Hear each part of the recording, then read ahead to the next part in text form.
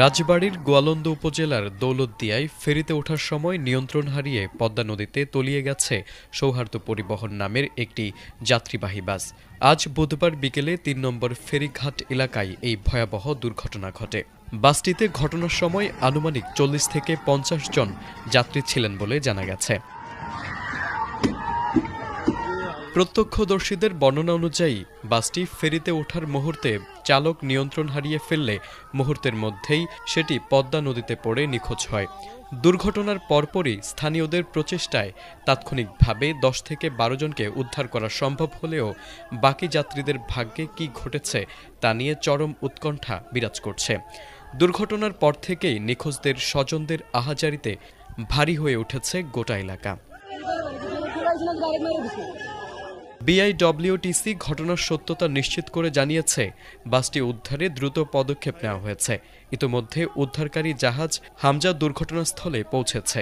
নিখোঁজ যাত্রীদের সন্ধানে ফায়ার সার্ভিসের ডুবুরি দল ও নৌ পুলিশের সদস্যরা যথাযথভাবে উদ্ধার অভিযান চালিয়ে যাচ্ছেন। তারেক আজিজ, এটিএন বাংলা।